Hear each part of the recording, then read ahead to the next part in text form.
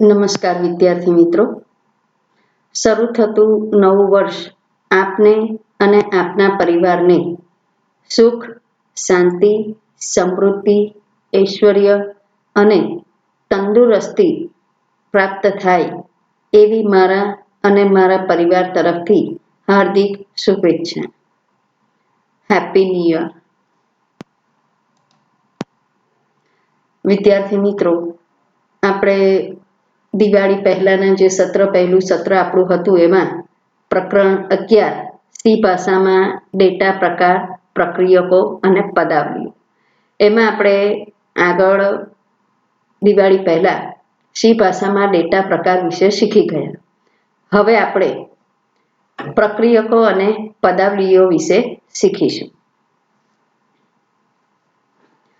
પ્રક્રિયક અને પદાવલી, જે ઓપરેટર હોય છે એ ઓપરેટર એ ડેટા કિંમત પરત કરવામાં આવતી ચોક્કસ ક્રિયાને દર્શાવતી સંજ્ઞા છે. આ ડેટા કિંમત ચલ પણ હોઈ શકે અને અચલ પણ હોઈ શકે છે.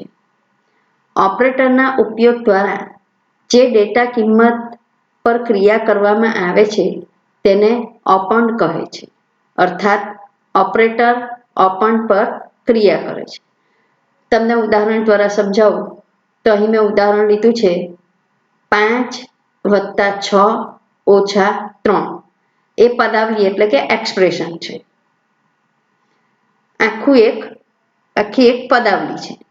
હવે એમાં વત્તા અને ઓછા એ બંને ઓપરેટરો છે અને 5, 6, 3 એ ઓપરેન્ડ્સ છે. એટલે ઓપરેટર એ ડેટા કિંમત પર કરવામાં આવતી ચોક્કસ ક્રિયાને દર્શાવતી સંજ્ઞા છે. એટલે કે વત્તા, ઓછા, ગુણાકાર, ભાગાકાર, મોડ્યુલ્સ, આ બધા ઓપરેટરો છે. હવે સી ભાષામાં નીચે મુજબના 8 પ્રકારના ઓપરેટરો છે.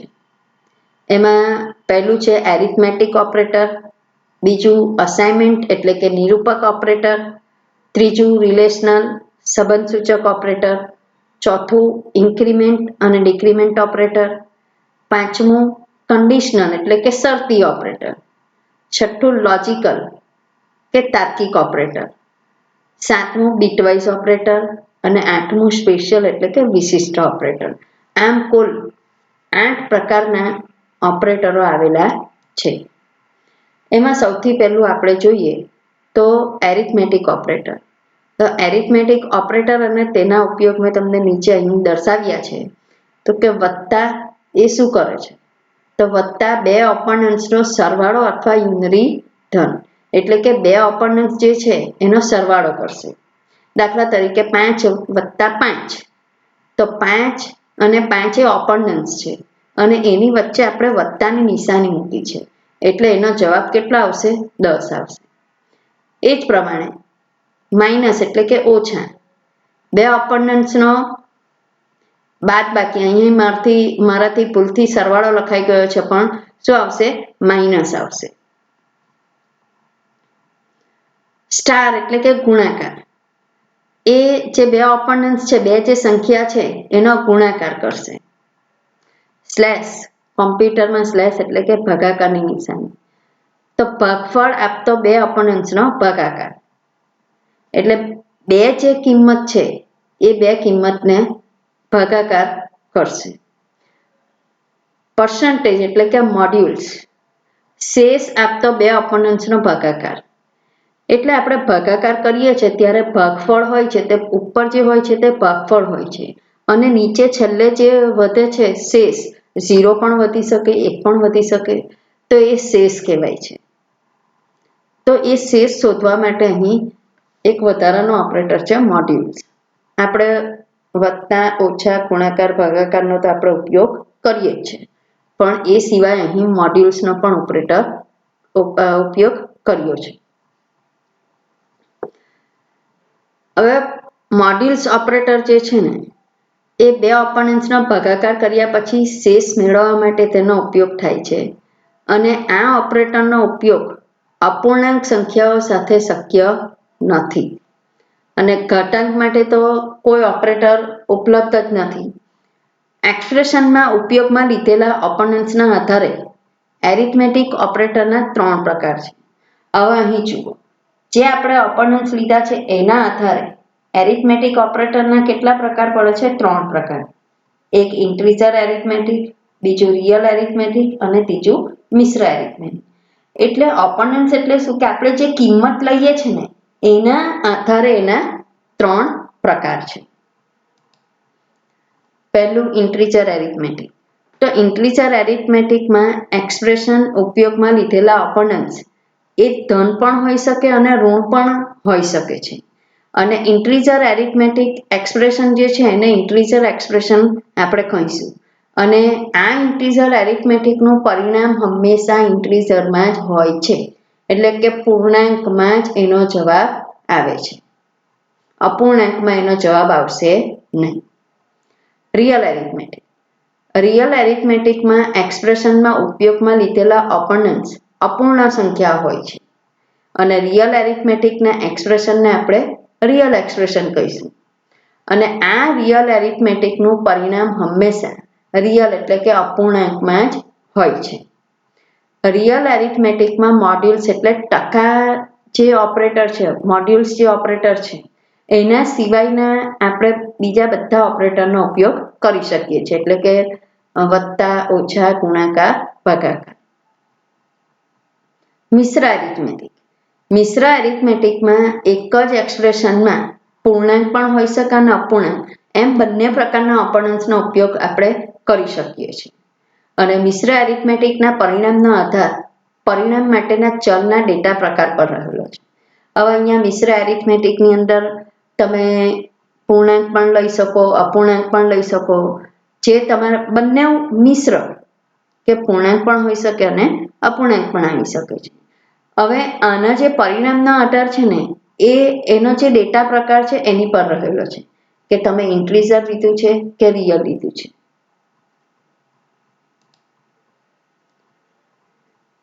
બીજો ઓપરેટર છે અસાઇનમેન્ટ ઓપરેટર.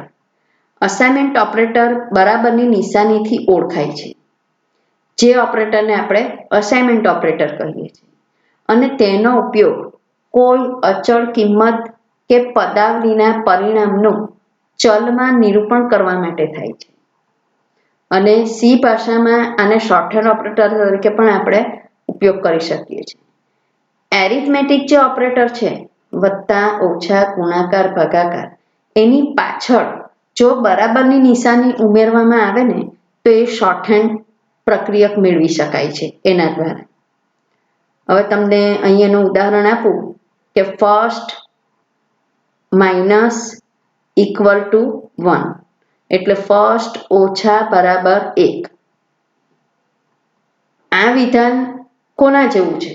તો કે ફર્સ્ટ બરાબર ફર્સ્ટ ઓછા 1 એના જેવું જ આ વિધાન છે, પણ શોર્ટમાં છે. એટલા માટે જ એને શોર્ટહેન્ડ પ્રક્રિયક કહી શકાય છે.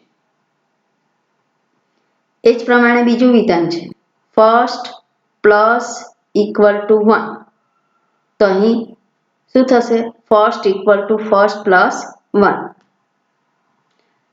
ત્રીજું ઉદાહરણ આપ્યું છે ફર્સ્ટ ગુણ્યા બરાબર કૌંસમાં સેકન્ડ વત્તા થર્ડ. તો આ જે વિધાન છે તે કોના બરાબર જેવું છે? તો કે ફર્સ્ટ ઇક્વલ ટુ ફર્સ્ટ ગુણ્યા કૌંસમાં સેકન્ડ વત્તા થર્ડ. આ જે વિધાન છે આ બંને વિધાન સરખા જ છે. તો આને આપણે અસાઇનમેન્ટ ઓપરેટર અને શોર્ટહેન્ડ ઓપરેટર તરીકે પણ આપણે ઓળખી શકીએ છીએ. આને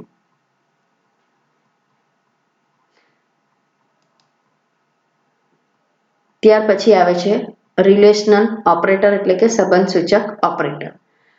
રિલેશનલ ઓપરેટર સામાન્ય રીતે પ્રોગ્રામના અમલીકરણનો જે પ્રવાહ હોય છે ને એને બદલવા માટે એનો ઉપયોગ કરવામાં આવે છે.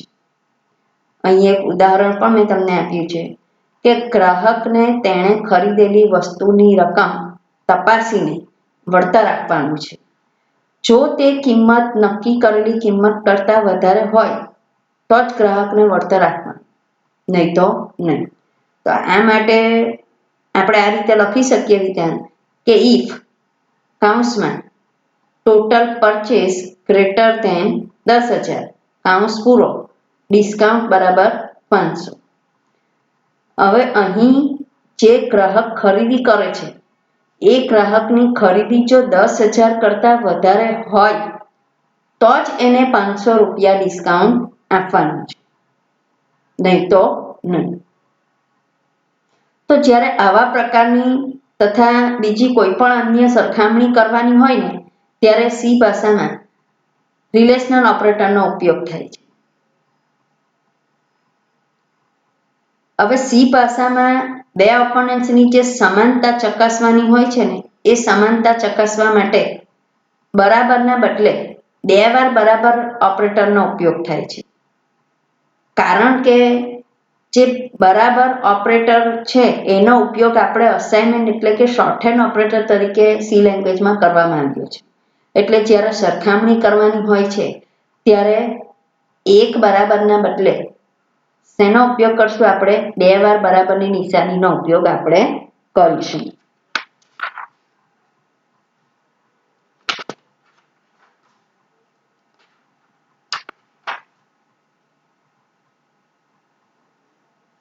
હવે અહીં મારાથી કોષ્ટક રહી ગયું છે કે 6 રિલેશનલ ઓપરેટર છે. એમાં 2 વાર જે બરાબરની નિશાની છે ને એનાથી શું થશે? બે ઓપોનન્ટ્સ સરખા છે કે નહીં તે ચકાસવા માટે, એટલે કે આપેલી 2 રકમ સરખી છે કે નહીં તે ચકાસવું હોય તેના માટે 2 વાર બરાબરની નિશાનીનો ઉપયોગ કરશું. ત્યાર પછી ઉદ્ગાર ચિહ્ન અને બરાબરની નિશાની. તો જે આપેલી સંખ્યા છે એ આપેલી સંખ્યા જુદી છે કે નહીં એ ચકાસવા માટે એનો ઉપયોગ કરવામાં આવશે.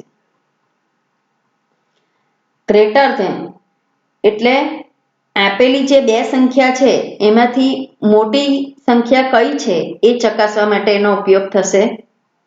લેસ ધેન આપેલી જે 2 સંખ્યા છે એમાંથી નાની સંખ્યા કઈ છે તે ચકાસવા માટે. ગ્રેટર ધેન ઇક્વલ ટુ તો આપેલી જે 2 સંખ્યા છે એમાંથી મોટી કે એના જેટલી જ સંખ્યા છે કે નહીં તે ચકાસવા માટે. લેસ ધેન ઇક્વલ ટુ આપેલી જે 2 સંખ્યા છે એ નાની કે સરખી સંખ્યા છે કે નહીં તે ચકાસવા માટે એનો ઉપયોગ કરવામાં આવે છે.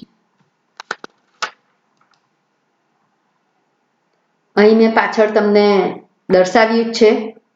જુઓ અહીં 2 વાર બરાબરની નિશાની, 2 ઓપોનન્ટ સરખા છે કે નહીં તે ચકાસવા, ઉદ્ગાર ચિહ્ન બરાબર 2 ઓપોનન્ટ જુદા છે કે તે ચકાસવા, ગ્રેટર ધેન 2 ઓપોનન્ટ્સમાંથી મોટી કિંમત ચકાસવા, લેસ ધેન 2 ઓપોનન્ટ્સમાંથી નાની કિંમત ચકાસવા, ગ્રેટર ધેન ઇક્વલ ટુ 2 ઓપોનન્ટ્સમાંથી મોટી કે સરખી કિંમત ચકાસવા, લેસ ધેન ઇક્વલ ટુ 2 ઓપોનન્ટ્સમાંથી નાની કે સરખી કિંમત ચકાસવા માટે.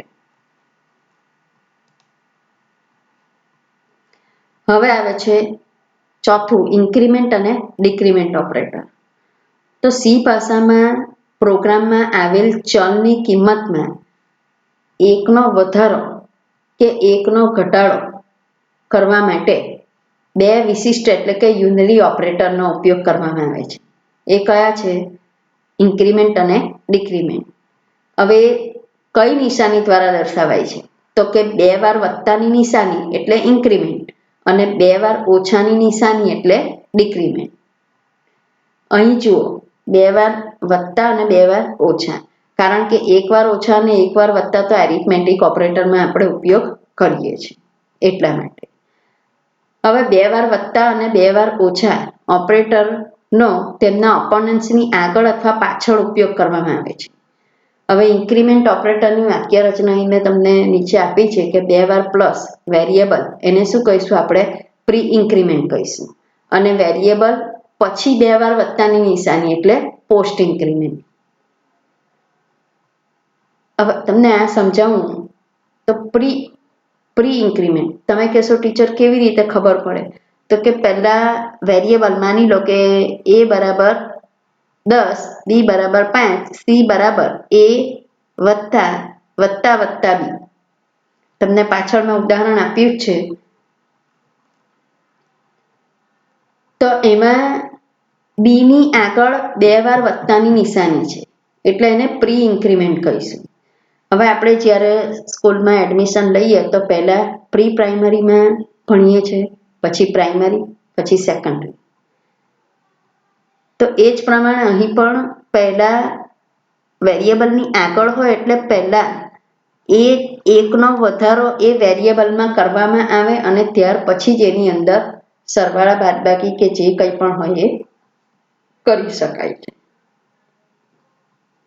પોસ્ટ ઇન્ક્રીમેન્ટ એ વેરિયેબલ પછી જ આવે, એટલે પહેલાં જે સરવાળા બાદબાકી ગુણાકાર એ થશે અને ત્યાર પછી બીની અંદર એની એક વેલ્યુ ઉમેરાશે, એકનો વધારો થશે. હવે તમે નોકરી શોધવા જાઓ તો પહેલાં તમારું ભણતર તમે પૂરું કરો, પછી તમને નોકરી એટલે કે તમને યોગ્ય તમારી લાયકાત પ્રમાણે તમને પોસ્ટ મળે છે, એટલે એને પોસ્ટ ઇન્ક્રીમેન્ટ. વેરિયેબલની પાછળ હોય એટલે એને આપણે કહીશું પોસ્ટ ઇન્ક્રીમેન્ટ. પ્રી ઇન્ક્રીમેન્ટમાં પ્રથમ એકનો વધારો કરશે અને પછી ચલની નવી કિંમતનો ઉપયોગ એક્સપ્રેશનની ગણતરી માટે કરવામાં આવે છે. હવે જુઓ, ઉદાહરણ દ્વારા તમને વધુ સમજ પડશે. જો અહીં મેં ઉદાહરણ આપ્યું છે, ઇન્ક્રીઝર એ બી સી 3 વેરિયેબલ લીધા છે. એની કિંમત લીધી છે 10, બીની કિંમત લીધી છે 5.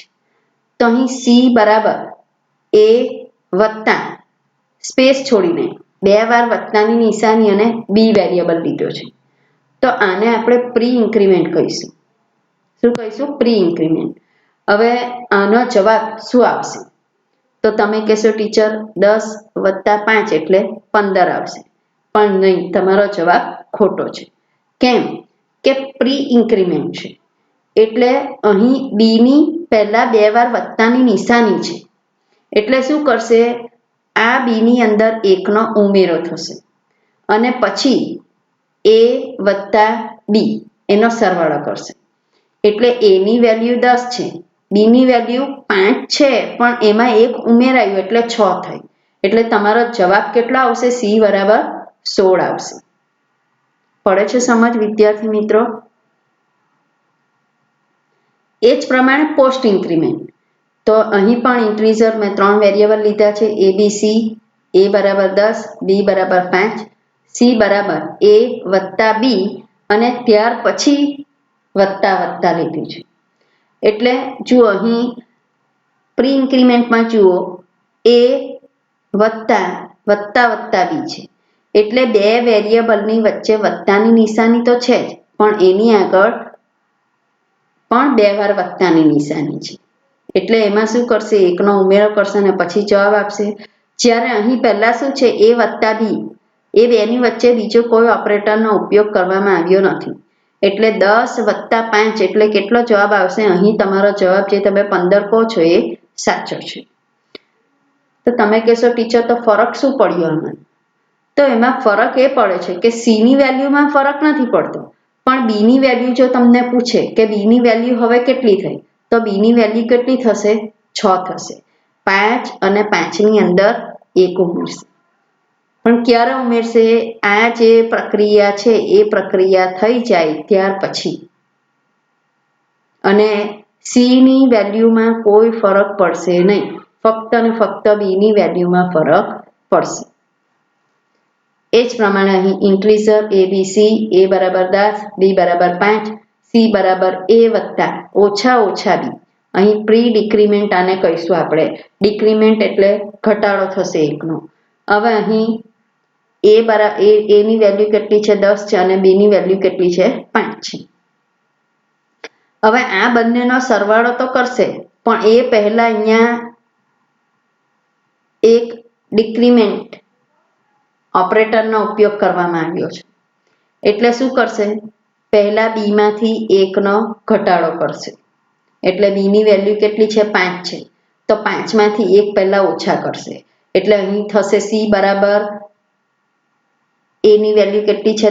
10 વત્તા હવે બીની વેલ્યુ કેટલી થઈ ગઈ? 4, એટલે 10 + 4 એટલે જવાબ કેટલો આવશે તમારો? 14 આવશે. એ જ પ્રમાણે પોસ્ટ ડિક્રીમેન્ટ. ઇન્ક્રીઝર એ બી સી, એ બરાબર 10, બી બરાબર 5, સી બરાબર એ વત્તા બી ઓછા. તો અહીં જવાબ સી નો જે તમારો જવાબ છે એ જવાબ તો 15 જ આવશે, પણ બી ની વેલ્યુ તમારી શું થશે? બદલાઈ જશે. જો તમને બી ની વેલ્યુ પૂછે તો બી ની વેલ્યુ તમારી અહીં કેટલી થશે? 4 થશે, પણ સી નો જવાબ તો તમારો 15 જ આવશે.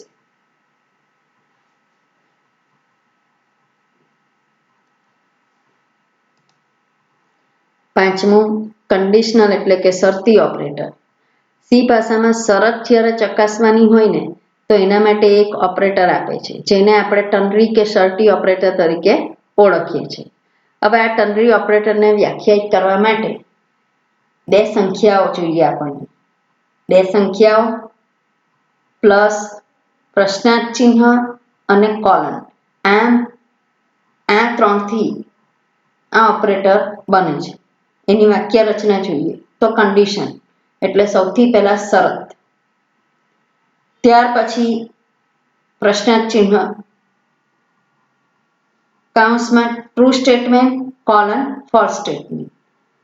હવે અહીં કન્ડિશનમાં તમે આ પ્રમાણે મૂકી શકો કે ફર્સ્ટ લેસ ધેન સેકન્ડ, એટલે ફર્સ્ટ મોટા છે કે સેકન્ડ મોટા, ફર્સ્ટ નાના છે કે સેકન્ડ નાના છે. ટ્રુ સ્ટેટમેન્ટ, પહેલા જે શરત સાચી હોય તેનો જવાબ મળશે તમને, અને જો એ શરત ખોટી હોય તો તમને ફોલ્સ સ્ટેટમેન્ટ મળશે. છઠ્ઠું, લોજિકલ એટલે કે તાર્કિક ઓપરેટર. આઉટપુટ મેળવવા માટે જ્યારે ઘણી બધી શરતો અથવા તો ઘણી બધી શરતોમાંથી કોઈ એકને જ સંતોષવાની હોય ને મિત્રો, ત્યારે આપણે લોજિકલ ઓપરેટરનો ઉપયોગ કરીએ છીએ. તો સી ભાષામાં એન્ડ એટલે કે અને, ઓર એટલે અથવા અને નોટ એટલે નહીં જેવા લોજિકલ ઓપરેટરનો આપણે ઉપયોગ કરી શકીએ છીએ. આ ઓપરેટર અને તેનો ઉપયોગ જોઈએ આપણે તો 2 વાર એન્ડની નિશાની, લોજિકલ એન્ડ એને કહીશું. આમાં શું થશે કે આપેલી જે તમામ શરતો છે ને એ તમામે તમામ શરતો સંતોષવી ફરજિયાત હોય ત્યારે એન્ડ ઓપરેટરનો ઉપયોગ થાય છે. હવે અહીં તમને હું ઉદાહરણ આપું કે ટીચર વર્ગમાં એમ કહે કે સાહિલ અને નીરવ બંને જગ્યા પરથી ઊભા થઈ જાય, તો શું થશે? કોણ ઊભું થશે? બંને વિદ્યાર્થીઓ ફરજિયાત ઊભા થશે, અને આવ્યું છે એટલા માટે. બીજું જોઈએ, અહીં પાઇપલાઇનનું સિમ્બોલ છે લોજિકલ ઓર. ઓરમાં શું થશે? આપેલી જે તમામ શરતો છે ને એમાંથી ઓછામાં ઓછી એક શરત સંતોષવાની હોય ને ત્યારે ઓરનો ઉપયોગ થાય છે. અહીં પણ તમને ઉદાહરણ દ્વારા સમજાવું કે સાહિલ અથવા નીરવ અથવા રાઘવ ત્રણમાંથી કોઈ પણ એક વિદ્યાર્થી ઊભા થઈને જવાબ આપે તો કોણ આપશે? 3 આપશે? નહીં આપે. કોણ આપે? કા સાહિલ આપશે, કા નીરવ આપશે, કા રાઘવ આપશે. કેમ કે અહીં અથવા આપ્યું છે એટલા માટે. લોજિકલ નોટ, ઉદ્ગાર ચિહ્ન, લોજિકલ નોટ આપેલ સૂચના પરિણામ કરતા વિપરીત પરિણામ દર્શાવે અને આઉટપુટ તરીકે લોજિકલ એક્સપ્રેશન 0 હોય એટલે કે ફોલ્સ દર્શાવે અને 1 હોય તો ટ્રુ એટલે કે સાચું દર્શાવે. અહીં તમને ઉદાહરણ આપું કે 1 બરાબર 1, લોજિકલ નોટમાં 1 બરાબર 1, તો જવાબ શું આવશે? ફોલ્સ આવશે. કેમ કે 1 તો 1 જેટલા જ છે, એટલે જો શરત ખોટી હોય તો ફોલ્સ દર્શાવશે એટલે કે 0 જવાબ આવશે. પણ તમને એમ કહેવામાં આવે કે 1 બરાબર 0, તો તમને 1 મળશે એની કિંમત એટલે કે સાચું છે. કેમ કે 1 ઉદ્ગાર ચિહ્ન બરાબર 0, એટલે કે 1 એ 0 જેટલા નથી, એટલા માટે તમને એનું પરિણામ શું દર્શાવશે? 1 એટલે કે સાચું છે એમ દર્શાવશે.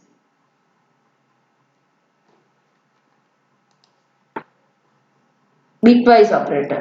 વિદ્યાર્થી મિત્રો, આ બિટવાઇઝ ઓપરેટર જે છે એનું આ જે કોષ્ટક આટલું છે એ જ તમારે ધ્યાનમાં રાખવાનું છે, કારણ કે આપણા સિલેબસમાં બીટવાઇઝ ઓપરેટર માટે ફક્ત ને ફક્ત આટલી જ માહિતી દર્શાવેલી છે. સી ભાષામાં ઓપરેટરના ઉપયોગ દ્વારા સીધા જ જ્યારે બીજ સ્તરે કાર્ય કરવાનું હોય છે ત્યારે બીટવાઇઝ ઓપરેટરનો ઉપયોગ થાય છે. એમાં સિંગલ એન્ડ એટલે કે બીટવાઇઝ એન્ડ, એકવાર ઓર, બીટવાઇઝ ઓર, એકવાર પાઇપલાઇનનો સિમ્બોલ એટલે બીટવાઇઝ ઓર, ટિલ્ડની નિશાની છે એટલે બીટવાઇઝ નોટ, કેરેટની નિશાની છે બીટવાઇઝ એક્સક્લુસિવ ઓર, ડબલ લેસ ધેન એટલે આપેલી બીટ જેટલા અંકોની ડાબી બાજુ જ્યારે ખસવું હોય તો લેસ ધેન અને જમણી બાજુ ખસવું હોય તો 2 વાર ગ્રેટર ધેનની નિશાનીનો ઉપયોગ કરવામાં આવે છે. Bitwise and, bitwise or, bitwise exclusive or, left shift એટલે ડાબી બાજુ ખસવા, રાઈટ શિફ્ટ એટલે જમણી બાજુ ખસવા. ઓપરેટરને 2 ઓપોનન્ટ્સ એટલે કે 2 કિંમતની જરૂર પડે છે અને બીટવાઇઝ નોટ એને જ માત્ર 1 ઓપોનન્ટ્સની જરૂર પડે છે. 8મું સ્પેશિયલ એટલે કે વિશિષ્ટ ઓપરેટર. સી ભાષામાં સાઇઝ ઓફ છે, કોમા છે, પૂર્ણ વિરામ છે, તીરની નિશાની છે, એન્ડ છે, ગુણાકાર જેવા સ્પેશિયલ ઓપરેટર છે. એમાંથી આપણા અભ્યાસક્રમમાં છે સાઇઝ ઓફ અને કોમા ઓપરેટર. એક્સપ્રેશનનું મૂલ્યાંકન. તમને વિદ્યાર્થી મિત્રો ખબર જ છે કે ગણિતમાં પણ જ્યારે કોઈ પદાવલી છૂટી પાડવાની તમને આપે તો ત્યારે તમારે એ પદાવલીને કઈ રીતે છૂટી પાડવાની તો એ તમને મેથ્સનો પણ નિયમ છે એ પ્રમાણે અહીં પણ સી લેંગ્વેજમાં નિયમ છે. તો એક્સપ્રેશનનું મૂલ્યાંકન એટલે કે પદાવલીનું મૂલ્યાંકન કેવી રીતે થશે? તો અહીં મેં પદાવલી એક આપી છે કે રિઝલ્ટ બરાબર ફર્સ્ટ વત્તા સેકન્ડ ગુણ્યા થર્ડ ઓછા ફોર્થ. તો આમાં સૌથી પહેલા શું કરશે? સૌથી પહેલા ગુણાકાર કરશે. સેકન્ડ અને થર્ડ એનો ગુણાકાર કરશે. ત્યાર પછી શું કરશે? ફર્સ્ટ વત્તા કાઉન્સમાં સેકન્ડ ગુણ્યા થર્ડ એટલે પહેલા ગુણાકાર કરશે, પછી વત્તા કરશે. ત્યાર પછી ત્રીજી ક્રિયામાં શું થશે? ફર્સ્ટ વત્તા સેકન્ડ ગુણ્યા થર્ડ માઇનસ ફોર્થ. એટલે વિદ્યાર્થી મિત્રો આમાં તમારે રકમ બદલવાની નથી, પણ જે રકમ તમને આપેલી છે એ રકમમાં સૌથી પહેલા ગુણાકાર જે છે, ગુણાકાર જે 2 સંખ્યાની વચ્ચે ગુણાકાર છે એ 2 સંખ્યાનો પહેલા ગુણાકાર થશે. ત્યાર પછી વત્તા જોવામાં આવશે કે જે 2 આપેલી સંખ્યા છે એ 2 સંખ્યાની વચ્ચે વત્તાની નિશાની છે એ 2નો શું કરશે? સરવાળો કરશે. અને છેલ્લે જે 2 સંખ્યા આપેલી સંખ્યા છે એની વચ્ચે ઓછાની નિશાની છે તો એ ઓછા એટલે કે બાદબાકી કરશે. ટાઇપકાસ્ટિંગ.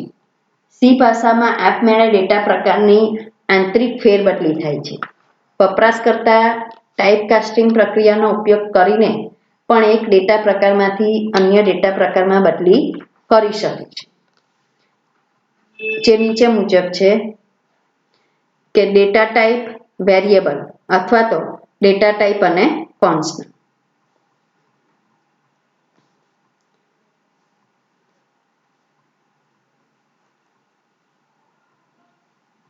એટલે સી ભાષામાં આપમેળે ડેટા પ્રકારની આંતરિક ફેરબદલી તમે અંદર કરી શકો છો. એ તમને જ્યારે પ્રેક્ટિકલ કરાવશું ત્યારે તમને હું સમજાવીશ. હવે સંગ્રાહક વર્ગો.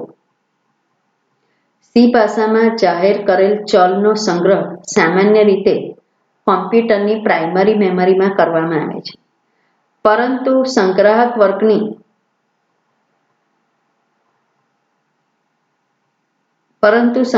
વર્ગને સી પ્રોગ્રામ દ્વારા પ્રોગ્રામમાં ચલનો સંગ્રહ કરવાનું સ્થાન નિશ્ચિત કરી શકાય છે.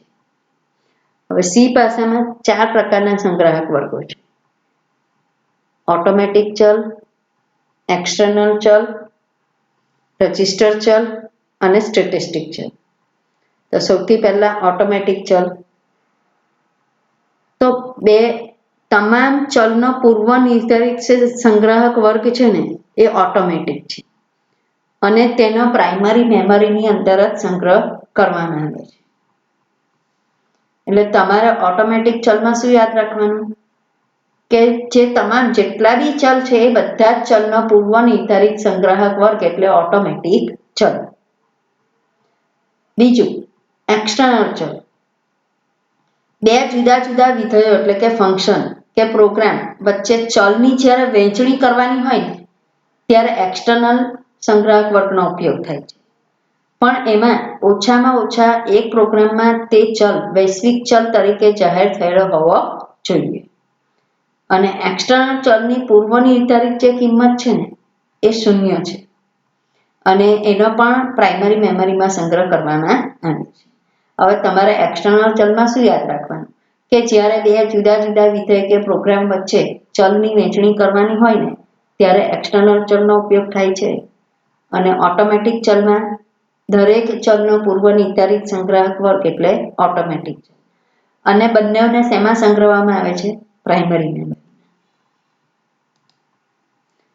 ત્રીજું રજિસ્ટર ચલ. ચલનો જ્યારે ઝડપી ઉપયોગ કરવા તેને સીપીયુ રજિસ્ટરમાં સંગ્રહી શકાય છે. સી ભાષા આ માટે રજિસ્ટર સંગ્રાહક વર્ગની સવલત આપે છે. જ્યારે ચલનો ઝડપી ઉપયોગ કરવાનો હોય ત્યારે રજિસ્ટર ચલનો ઉપયોગ કરવામાં આવે છે એ તમારે યાદ રાખવાનું. સીપીયુમાં રજિસ્ટરમાં સંગ્રહી શકાય. સ્ટેટિક ચલ. સ્ટેટિક સંગ્રાહક વર્ગ ધરાવતા ચલની કિંમતને પ્રાઇમરી મેમરીમાં કાયમી રીતે સાચવવામાં આવે છે અને પૂર્વ નિર્ધારિત રીતે સ્ટેટિક ચલમાં 0 કિંમત મૂકવામાં આવે છે.